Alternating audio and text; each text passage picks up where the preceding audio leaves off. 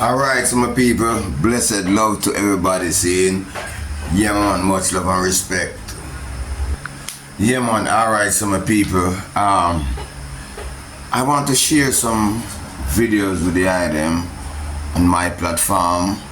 Not because I'm just looking at hype or anything, but it's a concern as a reggae artist, as a dancehall and a reggae artist, Jamaican musician.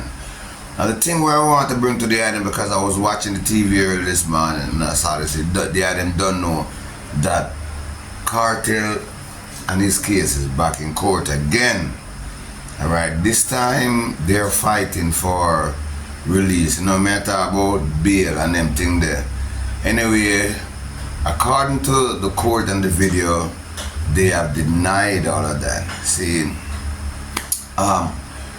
I know this is a case where concern artists, many artists, and I have to talk to my artist brethren them and myself, saying, cause you don't know, all artists are my brethren, call it like that.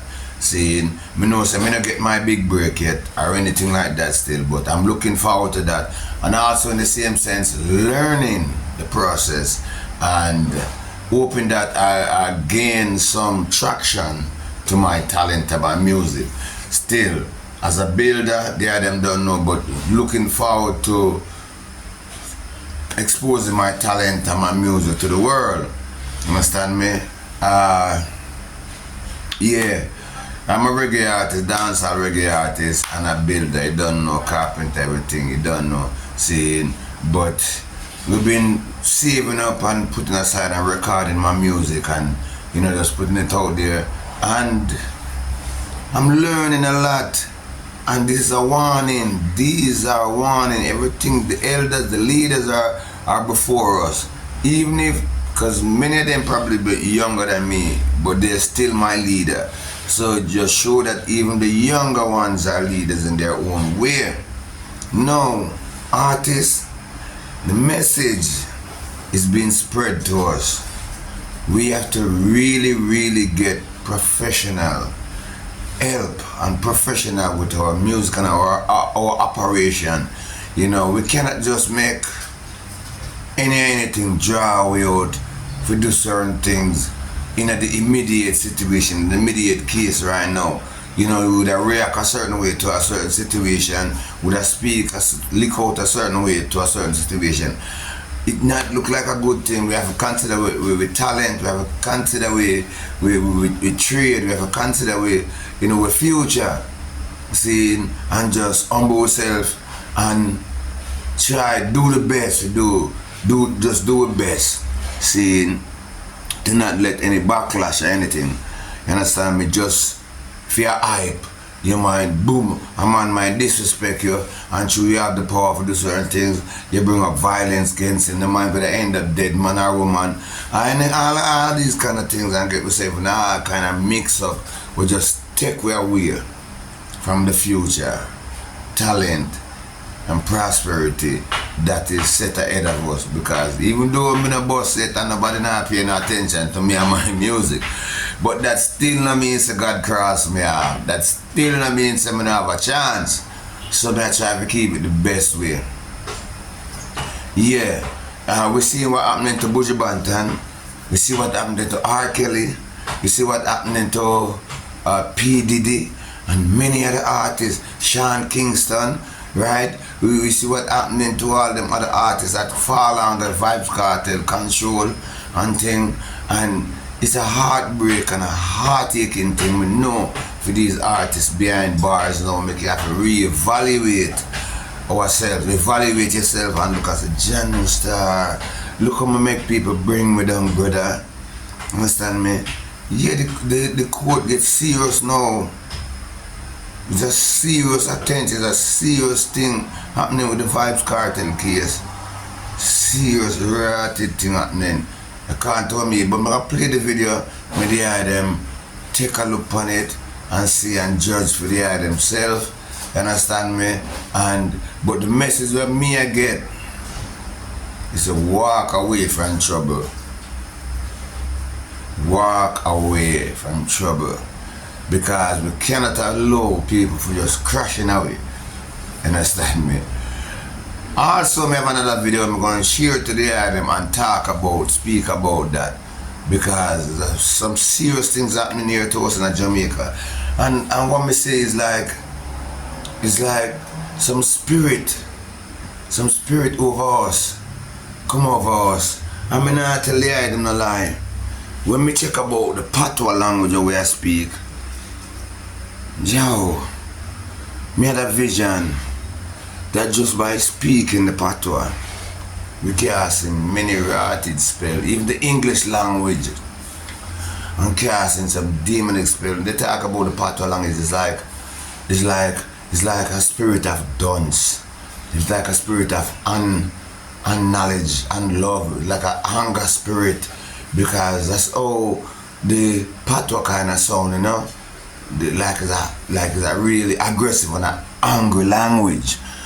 And with that saying, that will cause us to react a certain way when trouble comes before us. So there's nothing wrong. You see we're set in a certain way, you know, and we've been fixed in a certain way. So we can't act like a gentleman. That no in our language thing. We act like a gentleman, you're a B-man. You act like a too much of a nice man, you're a B-man. You're too peaceful, you're too kind, you're a B-man. You understand me? You show compassion and understanding to a person troubles a situation, you're a B-man. Cause real man no fi show no emotion, real man no fi this, real man no fi that, real man no do this, real man no do that, real man no embrace a brother man, real man no do certain things. So it cause a violence inside of us. You understand me? So anyway, without further delay, make we jump into the video. I really appreciate all the journalists out there who's working to get these things out, because some of them very quick on the case. See, we need more journalists to travel overseas, travel inland. You understand me? See the situation, listen to the people, them stories. I like the stories them because, you know, researchers, analysts, you understand me? You know, people will take up census, so the journalists and the TV station, the radio station can know what to work on and deal with it, because we just wild out here, uncare and unlove. Yeah, the people can't feel it. You know what's going on in the country because of the homeless people, the mad people them, and what's going on in the hospital and these things. Understand me? So people, Jamaican people reach us a stage right now where we feel like saying nobody not care about it. We feel like the government not care about it. We feel like the family not care about it. The neighbors not care about it. And nothing like that. We just feel it. We just know it. So it's like we have to start it for ourselves, and my yard people, my Jamaican people. We have to start it for ourselves. I love you know, because I am a Jamaican and the blood of a Jamaican. Understand me? African Jamaican, then put it like that. Saying terrible things are going on all over the world. In the US too. The US have its own arm of troubles, you know. So we have to know a situation. Saying, and the thing is always, you know, what happen now, most of our excellent peoples, with talented and good peoples, is being abducted out of Jamaica. Understand me? Because the bigger country, the stronger country, is implying our people, is taking us our people, is giving us employment. You understand me? Giving us a better future. You understand me? Not only for us, but for our family. So a lot of excellent people have been taken away. You know, I know the church in a nice, because many of it coming from the church. The church groom the people. The church give us that strength to be an excellent citizen. And when we become that, bam, Canada take us, England take us, and America take us out. Because they also need good people in there, and they have the money power. to take us out and employ us. Better house, better liberty. Your children have a better future. So anyway, I'm not going too much into that. I'm not going too much in that because I'm just put some little nuggets out there and thing. You understand me? But I could check out the video, see, and let's listen to what the people have to say. Let's listen to them, right? We expect fairness, you understand me? And then what we have to think about also, before we jump into the video, we have to think about the victims too. The family, how they feel, because regardless, we grew up from a boy to a man. And I'm sure that he would be very instrumental in his family's life. I'm sure by this, a lot of people would be feeding and eating from out of his hand, which is a good thing. He would give them hopes. He would create, I think, I don't know, when one of we bosses are artists, and we just be alone bosses, like a whole community boss, a whole family them boss. Understand me? The whole family is a big twist and turn around now because we love to help and we love to do things for family, our people them around us. We love to do to our neighborhood. With even myself, believe my people, whenever they are them, me, I'm a very instrumental person in my community. I'm a very instrumental person in my community. Believe that. You understand me? I don't think I've taken out the money and injecting it somewhere. So sometimes even when you really don't want a thing, me shop around and buy from the community people. Them one thing here and there, one thing here and there. Understand me? But I love to shop at the supermarket where I can look and pick up whatever I want and choose whatever. We get to even realize some other things now what is entering into our country. So I'm going to leave some of that talk there for that video. I just share some video, I may have my own creativity, seeing, and respect the item and just give me some support from now on, from me saying, we could jump right now video then, alright? Yeah man, bless it up. Please do enjoy and do put a comment down below in the comment section and let me know your thoughts. Understand me? Let we know your thoughts in your comment and what you think. Even in just one word. You understand me? You don't have to expose yourself too much. Even just 1 or 2 or 3, 4 words, we can understand what your thought is and what you think. See? So even to Ninja Man too, he's going through his situation there too. You understand me? I mean, no, you see regrets have a whole heap of things we do with that person and damn it, but we just hope so that a change and a turnaround is being made. See, and some attention is being put on us. Because Jamaica is producing a lot of music, a whole heap of things Jamaica is putting out there to the world, but inspiration. The biggest inspirational people right now on the web is Jamaica and Africa. Yes. So I could jump into the video. Like I say, put your thoughts in the comment section and let me know what's going on, what you think. Alright, bless it. Let's enjoy the video. 11 days time, the matter will come before the Court of Appeal. Maybe it will be of academic value only, because if the Court of Appeal says no retrial, they are home. If the Court of Appeal says retrial, then they can apply for bail, right then and there.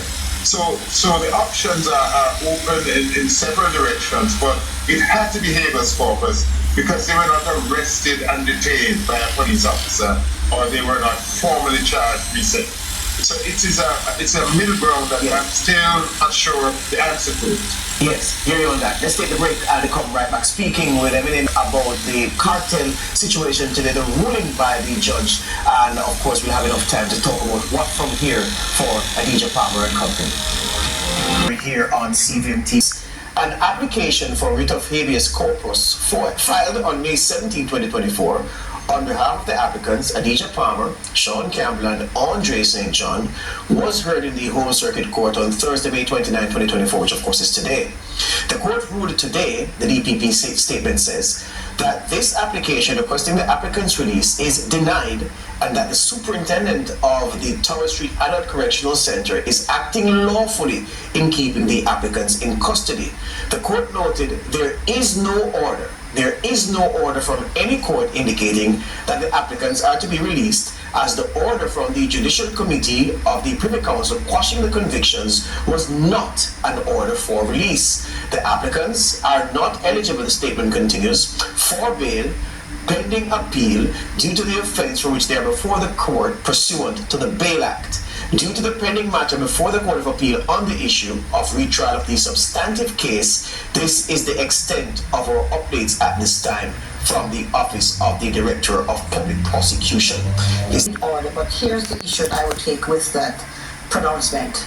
For you to be an inmate at the Tower Street Adult Correctional Center, Yes. you have to be convicted of an offense. Yes. Because you're in possession of the Department of Corrections. Yes. As it stands now, Adidja Palmer is not a convict any longer. Yes. So on what basis is he being held at the Tower Street Adult Correctional Center? Because he's no longer a convict.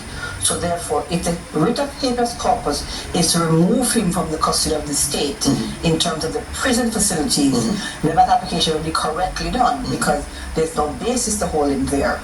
The question is, what do? Do you move him to a police station lockup because he is still under the charge? Or do you keep him in that facility for whatever reason the case may be? So it'll be interesting to read the judge's decision and how she rationalized that, because I suspect the application was that the prison authorities have no basis to hold him any longer. Yeah, Bert Samuels, I could make the same statement to you and ask you if you are in lockstep with what the DPP has said in her reasoning about the verdict today, the ruling today. Well, the only status he could have, so he's not a prisoner because he's not serving a sentence. That sentence has been set aside. So maybe they could say he's an appellant because he's waiting on a Court of Appeals decision. So maybe he's being deemed to be an appellant, but he has not appealed. It is that the Privy Council, the highest court, has said that the Court of Appeal will deal with this matter. So maybe on the one hand, he could be seen as an appellant, given that status by the Privy Council. That's the only way I think the judge could wiggle out of the fact, as my friend has said, that he is being held as a prisoner. He's certainly a prisoner. Yeah, Jacqueline Cummings. So here's the thing then. In terms of what the judge did today, on the basis on whether the charge remains, that the judge really had nowhere else to go but to rule in the way she did. I wouldn't necessarily say she had nowhere else to go. Her role is to ensure that the state has a basis to deny him his liberty. And her basis would be there's a murder charge still hanging over his head, which is to be decided by the 10th of June or whenever the Court of Appeal makes their decision. So that would be the basis for the state to hold him in their custody and the other gentlemen who are held with him. The question is whether or not should he be held by the prison authorities or by the state in some other capacity, whereby he's no longer a convict, he's just a person awaiting a hearing from a court to determine his fate.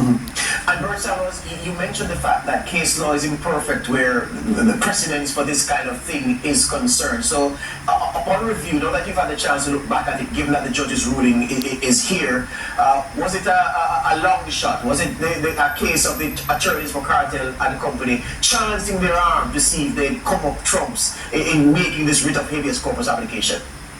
I think it was a good decision because here it is. How do you explain to your clients the day after the Privy Council says your commission is quashed? How do you explain to them that they're going to say, what am I doing here? You know, I have to come out, and the decision by the Court of Appeal, I will go and to the court to hear that. So it was really to do with an uncertainty, a gross uncertainty as to their status. Now, we don't have the benefit of the written judgment of the judge.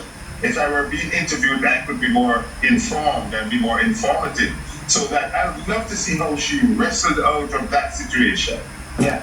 So Jacqueline Cummings. Liberty, and the other one deals with whether or not the murder conviction remains and is a retrial, or he walks out with no record at all in relation to that conviction. So it's two separate issues that the courts are dealing with. One is the Supreme Court judge determine whether or not his liberty should be restored, and the other one determine what is to happen with the retrial issue. Yeah, and Bert Samuels, the obvious question again is the issue of a fair trial if it goes that way. Because if Kartel goes again to submit himself to this process again in a country such as Jamaica, tiny in context, what are his prospects, you believe, in your wisdom, for him to be tried impartially by a jury of his peers?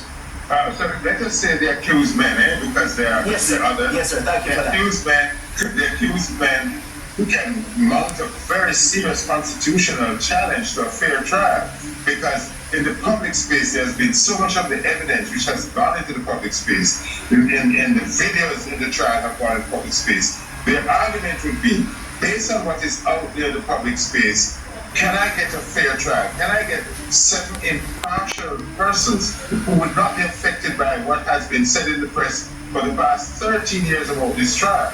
Secondly, there was tampering with evidence. It is a fact that the phone that they said, allegedly said that Kartel was using or was being used when it was in police custody to make calls. And therefore, the tampering with the evidence is a huge problem. Remember, there's a tampering with the jury, but we also now have a tampering with the evidence, and the integrity of the evidence is going to be seriously challenged. I suspect that should they order that there should be a retrial, this is an issue, that is whether they can get a fair trial. It's going to be an issue that has to be decided on before this matter goes to trial, and which may go all the way back up to the privy council. Council, I come to you for the same question. Do you think, if it goes away for retrial, that Mr. Palmer and company stand a fair chance of getting an impartial panel of jurors to consider the case? Well, first of all, you have to know that the law has not changed. So the prosecution and defense can agree not to use a jury for the retrial. There you go. They can decide that they want a judge alone to try that case. And therefore the issue of tainted jurors would not be an issue. The second one is that it's 11 years. It's not 11 years, it's 2011. It's 13 years since this incident took place. What would remember the witnesses be, and what would be the scenario in relation to the integrity of the exhibits and all the cases that they are there. There could be exhibits or evidence that would be in Mr. Palmer and his co-accused favor that is no longer available. There could be witnesses that could be no longer available for the prosecution. So all of these factors would take into play. So I really don't want to trample on the Court of Appeal decision-making process, but that's one of the things that they have to consider when they deal with the issue of the retrial. Yeah, a high-stakes game, the liberty of men at stake in this case. Kartel and his co-accused, they suffered a setback today, but it's not the end of the road, and those who are trumping for their release would have felt some disappointment today. But at the same time, a man is dead, and without justice for him and those who love him, those who wish that he were here to assist them in their daily lives. It's a very, very high stakes game, as I said, and it's not over yet. The final act has not even started to unfold. Speaking of that, and I said Trump for a reason, Donald convicted in New York, hush money trial, all 34 counts, the first president, former sitting, to be found guilty of felony crimes, and the ignominy will not be erased by history. Trump, as usual, pugnacious. Here is what he said to the press immediately after leaving the courtroom. This was a rigged trial by a conflicted judge who was corrupt. It's a rigged trial, a disgrace. They wouldn't give us a venue change. We were at 5% or 6% in this district, in this area. This was a rigged, disgraceful trial. But the real verdict is going to be November 5th by the people. And they know what happened here, and everybody knows what happened here. You have a Soros back, DA, and the whole thing. We didn't do a thing wrong. I'm a very innocent man.